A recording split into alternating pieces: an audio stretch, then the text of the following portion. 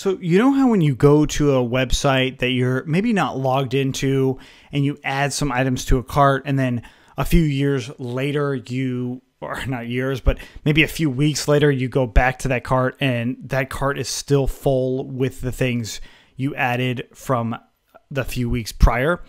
Now, this is something we want in our app, right? We want our project to actually have this capability for our cart. And we want this capability to work whether you're a logged in user or not. So our guest users should still have this same sort of experience, so we can really ensure a really high quality, user experience while shopping on our site, even if they've never joined us before. The other side of it too is that even if they are a signed up user, they might not want to log in, but they might want to make sure to keep their things in the cart. Like you might be browsing just casually and you want to add it into your cart, and it would be really nice that I don't have to always log in or make sure I'm logged in every time I'm doing that. So that's kind of working on a subconscious level too. So to do this, we are going to be using something called Django Sessions. What Sessions do is it kind of stores the time that any given user is on your website using these sessions, right? So like when you go to a website, you start a new session and that session expires based off when the developer says it expires, right?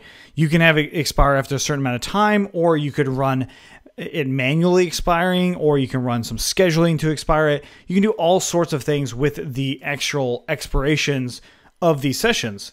Now, the cool thing about this too is that if you have a session, not only is it going to remember these things, but it's just going to increase the likelihood that they're going to interact with your site more in the future. So you don't have to use it just for something like a cart. You could also use it for their name or some sort of interaction. You can do it for a lot of things. Now, first and foremost, with sessions, they are based off of your database. So by default, the session will be stored in the database. This is different than storing it into a cookie.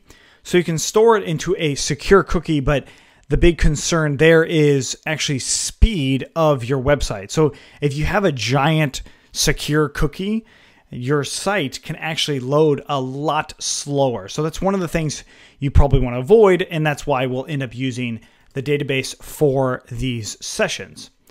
So without getting too much into it, we are going to go ahead and just take a look at how these sessions work. And I will say, if you are really curious, please let us know in the comments below, or also check out the Django Sessions documentation. There's a lot of really interesting stuff in here that you might consider taking a look at. Okay, so now let's go ahead and play around with the session inside of our cart home view. First things first, and I'm going to do request.session. Yes, the session object is on the request object by default. That is, if you didn't change the installed apps and how the installed apps are working and the middleware is working, this will actually print out something for us. So we save that, and I just go back into Chrome, refresh on my cart app, and I see in terminal that I've got this session DB backstore. It's showing me that I have this object inside of this session. So what if I did session.id, right? So like I want to get the session ID. I refresh. I don't actually have something like that, right? I actually have something called a session key. So to get this, I'm going to get rid of that .id. I'm just going to go ahead and print out the directory of request.session. So what this does is it allows me to inspect, the different methods that may be available on request.session. That's true for any Python module because that's what dir does. So we're going to print that out. I'm going to refresh in here. Of course, it loads again this time. And now I can see all of the different things that I can do here. Of course, you can also use the documentation for this as well. So using sessions and views, this will actually show you the exact same thing. So let's go ahead and go back to this and take a look. We see this method called set expiry, so set the expiration time. I also have this item called session key. So let's go ahead and use those two. I'm going to copy that, bring it over into Sublime Text, and we'll paste it in here. So the first one is session key. So to use that, it would be request.session.session key. And then the expiration, which we're not going to set just yet, but we will show you. It's going to be request.session and then set expiration and then some amount of milliseconds, I believe it is. Let's go ahead. Or it actually, I believe, is seconds. Sorry about that. So yeah, it is the number of seconds that you would be using. This is where the documentation comes in. Huge, because if you don't use this all the time, you might forget about it. So anyways, 300 seconds, that's 5 minutes. So that is saying, hey, after 5 minutes, expire the session. And to think about this too is you can actually expire the session in other ways as well, just to keep that in mind, as in you can store the session key and then delete it later. That's not something we're going to cover this time. It's a little bit more advanced. So we've got 2 ways on how to do this. So let's go ahead and comment out to see what the session key is. Now going back into my cart, I refresh in here and I go in my terminal. I've got a couple things in here that I don't want to see anymore. So I'm going to go ahead and print, undo these print statements, and I'll just say key equals to that, and we'll go ahead and print out that key. So I refresh in there, and what do I see? I see none. Okay. So if I go back into my admin, I have to log in again, and I refresh in my cart. I now see that I have a key, right? So this is actually my session key for this particular user. So that's where I could probably store that and do some stuff with it if I wanted, just to kind of show you that these things exist, not so much to show you that we're going to be using it. What we're actually going to be doing instead is using something like setting and getting session variables. So I'm going to comment out the key stuff here, and I'll say request.session, and I'll just say name, or rather first name, and I'm going to say it's equal to Justin. Okay, so I've got my request session here. I'm going to say my first name is equal to Justin. And then before I even go to the other page, I'm going to go back into one of my views. And let's actually just make sure these views are still going. So the home page is still on there. I'm going to go in that home page view, and I'm going to go ahead and print out request.session.get and its first name. So request.session.get is showing us that, hey, this is a dictionary. So I can actually get items this way. I can use it in the same dictionary notation. So request.session and then use the brackets of first name. But of course, this will run an error if it doesn't exist. In this case, it should.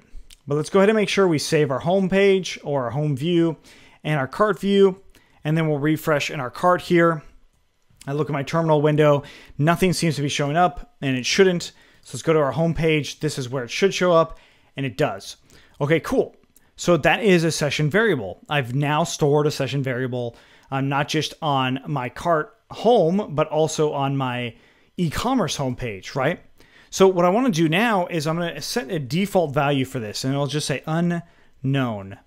Right? So if I don't have first name in this session value, it'll say unknown. So if I refresh in here, what is it going to say? It says Justin, right? So to terminate this session, we log out. So going back into the admin, I'm going to click on log out. I have just ended that session. So back on this homepage, what should I expect? If I refresh in here, well, unknown is now showing up. This would also be true for us if we went on a different browser and just showed you it there too, right? So I just loaded that browser up and it says unknown, right? So I'm getting these like unauthenticated users without even asking for the user variable in this case. I mean, it's just coming off of that session item that I've got here. So this is also cool because if I don't have a session key, there's a really good chance that this user is not authenticated. But I mean, I wouldn't go that way. So I wouldn't say like if request.session session key is none, return to log in. You know, I wouldn't do something like that. Instead, I would use if request.user is authenticated, or if not, then I would have them redirected to log in. So just keep that in mind when you're thinking between the two, if that even came up to you. If it didn't, cool, no worries. For everyone else, this is how those session variables work. And again, I've just more or less set arbitrary things, right? So in this case, my name is Justin. So this does make sense for me as a user, but it wouldn't make sense for you unless your name is Justin. But it also doesn't make sense in the context of what we're doing. So realistically, we would do something more like cart ID and then some cart ID in here. So something that actually acknowledges what this cart is. So the very first cart that I have, I want to be able to acknowledge that on some form or fashion. And that's what we have to actually work on, but we still have to make the cart in the first place. So in the meantime, I'm going to go ahead and comment out this view here. I will eventually probably get rid of that, but I don't actually need it there anymore. So I'm going to get rid of it for now, or at least comment it out. And that's it. So that is how we use request session variables. So this was the setter, and this was the, we closed it. And this was the getter, right? This one get, this one set. So just keep that in mind. That is generally how we're going to be doing this going forward. We're going to set our cart ID to something. The other part of this with these sessions, this is the last thing I want to mention, is if you did something like this, you might see some unexpected consequences. So let's go ahead and look at that cart again. And right here, I get this object is not JSON serialable. So what that means is this needs to be like an integer or a string or even a dictionary with integers or strings, right? So if you ever see this error, basically that means that, hey, you can't put just a user object into a JSON model. So this is also true if I was logged in. So let's log in. I refresh in here and it says object type user is not JSON serialable. So that just means that I can't use that. I can use request.user.username. I can do that, but the actual object itself I cannot do, right? So that's something else to understand. You can't save actual objects to the request session. In general, you'll be doing a string or an integer. I think dictionaries work, but those also might not work as expected. So more than likely, you're going to be using it something like this. So if you have any questions on what we did here, let us know. Otherwise, let's keep going.